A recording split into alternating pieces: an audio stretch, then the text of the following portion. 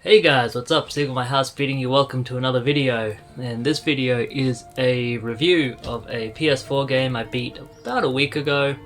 I meant to film this video a little bit earlier than what I have, but I still remember quite a bit about it, so it's gonna be everything I remember about it. The game is Fobia, Saint Dinfna Hotel. This game is from Brazil, and so some of the names of things in this game are a bit hard to pronounce. Your main character's name is Roberto, and this game was released last year, and I didn't know it came out. I saw it on clearance for like $9 or $10 at EB Games, and I thought, well, it's a first-person horror game. You get weapons and stuff. It looks really good from the footage I look up on it, so I'm gonna pick it up and give it a go. And what I will say about this, if you like the new Resident Evil games, Resident Evil 7 and Village, you are gonna like this game. Because this is a game that wears its heart on its sleeve. Its homages are very, very obvious. This is a Resident Evil clone of the most obvious caliber. Of a high caliber too. It's a very good game. I've never heard of the developer, Pulsatrix, Maximum Games. I'm not sure who developed it or who released it. But you can get this game, it's about $15 on Steam for the PC. It's on a sale right now until the 4th of January. And it's part of the EB Games Christmas sale, although there's not a lot of copies still available to buy for a physical copy. You can also get this as part of the 2 for $30 deal in JB Hi-Fi. And I think this is one that could be a little harder to find in the future. One that is, it's a horror game, it's made by an indie developer, it's kind of obscure. Usually these games that go on clearance within like a year or two of their release, they just sell out everywhere and then it's impossible to find a copy. That's what I find anyway. But $10 for this, if you do get it for $10 or under, that is a fantastic price. Even $15. This game will take you about 8, 9, maybe 10 hours if you try to complete everything in the game. And the storyline is that you are Roberto. You are a journalist who gets a message from a woman named Stephanie to visit this hotel and kind of discover the secrets of it. You meet the person at the counter, he gives you the key for your room, and you go off and you kind of wait 2 weeks within the room in a cutscene, and then you see this thing happen in your bathroom. This like orb appears in your bathroom and your character goes, "What the fuck?" The orb expands and then all hell breaks loose. You end up, before you leave your hotel room, you end up getting a camera. And to use the camera, you can look back in time to 1960. I forget exactly what year the game takes place in, but it's pretty much modern times. You can see like smartphones around the hotel. But you get this camera and you use it to, like, just through your vision, go back to 1960. And it's interesting because there are puzzles that need you to, say the way is blocked off in the current times, you put the camera up and then you can see how the place looked in 1960. And if it wasn't blocked off in 1960, then you can walk through. But only while you have the camera up. When you put the camera back down, it'll return you to the current time and you won't be able to proceed. There's a lot of other stuff too. It makes replayability really high because you can go through the game not using the camera much, but then you can also do a playthrough of where every room you go into in the hotel, every section you look in, you use the camera and you can find secrets and upgrade items and ammunition for your weapons and stuff. There is combat in this horror game.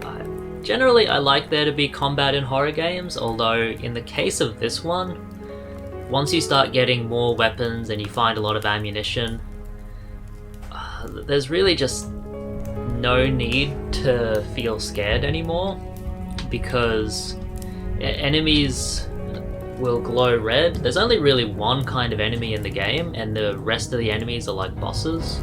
So there's two kinds of enemies in the hotel. As you explore the hotel, you find little spider creatures who die to one pistol shot, no matter what, as long as you hit them. And you also find these people who have been mutated into monsters. I'll get into that later.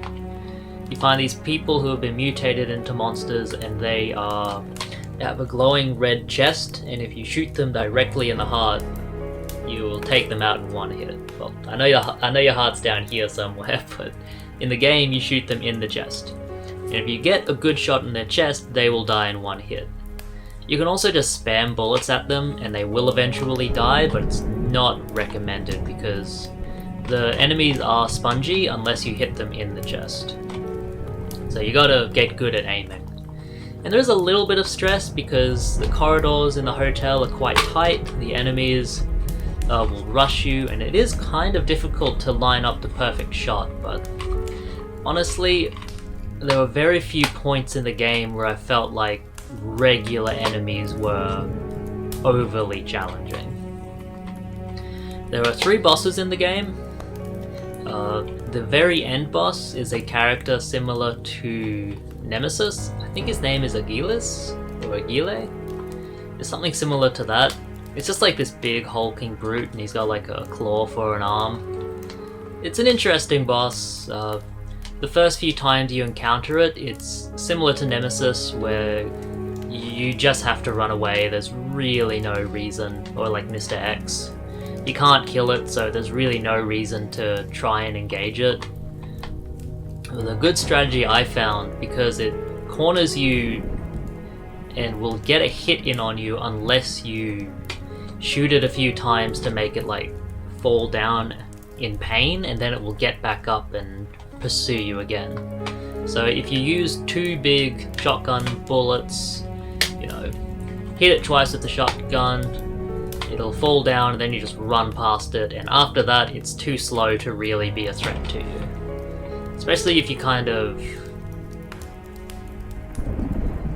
like, you can use the terrain to your advantage. Like, you can set up a wall between you and it will never be able to get through it. Like, if you use the camera to go through an area which is blocked in the current day but open in the 60s, that's it. The pursuit is over. It can't follow you anymore. The AI for the enemies seems really bad, which is unfortunate. They just lumber towards you. Sometimes they'll strike out at you. There's a lot of times where they seem to get stuck on the terrain and really have trouble with like going around. That was unfortunate. Hopefully maybe someday they can fix that up. But the first boss in the game you find is a giant spider.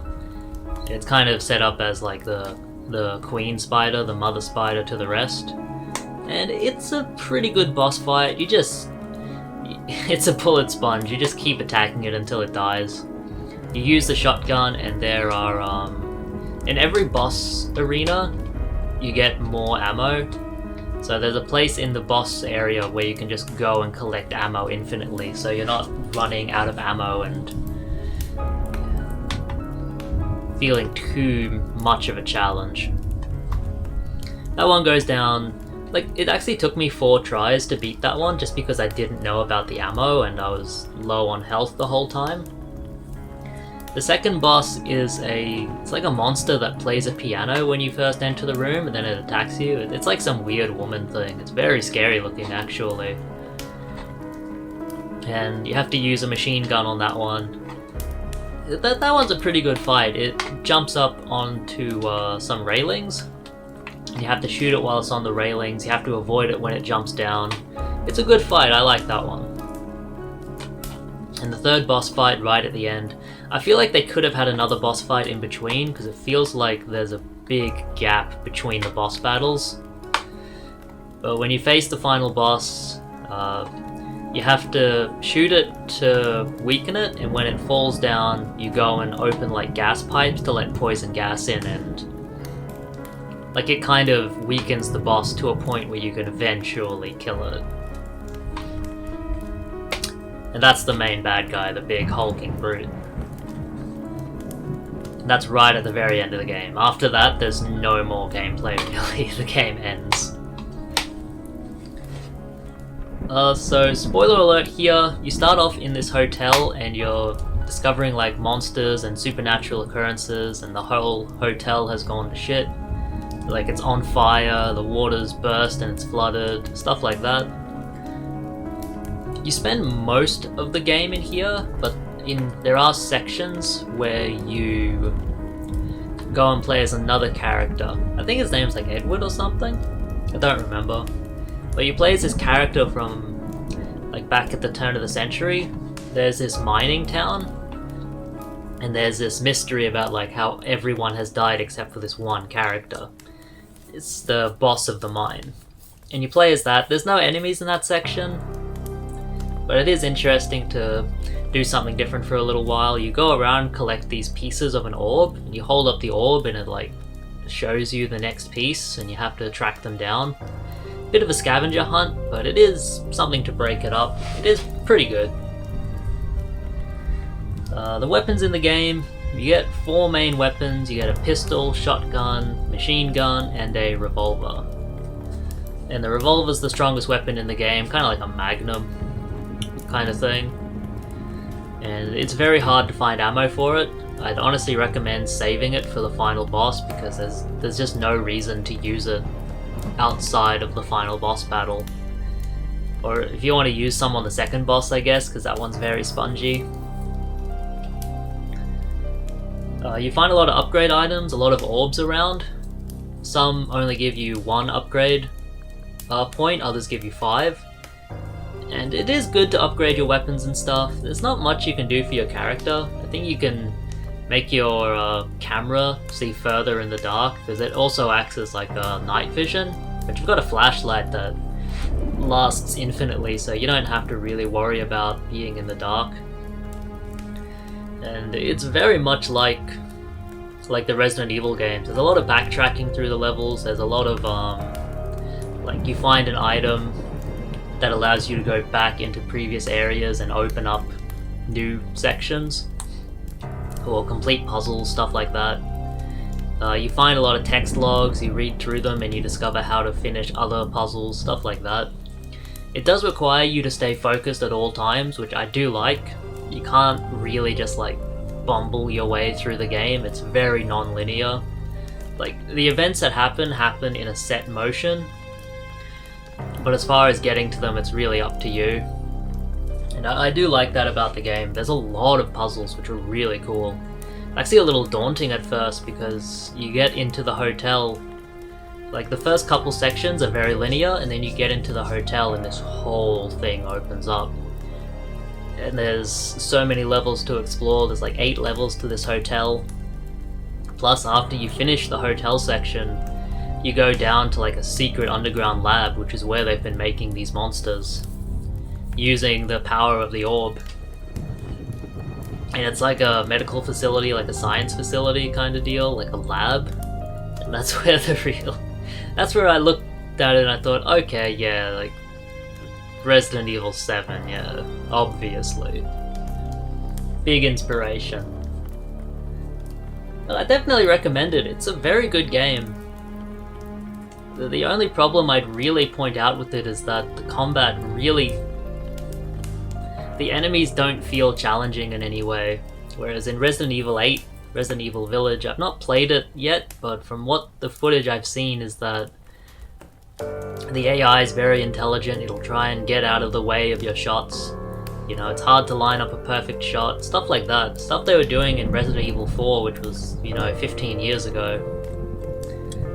Almost 20 years ago now. But I definitely recommend this if you can get it for under $10, just for the journey. Even if the combat and the horror isn't really too bad, the journey itself and the progression is really satisfying.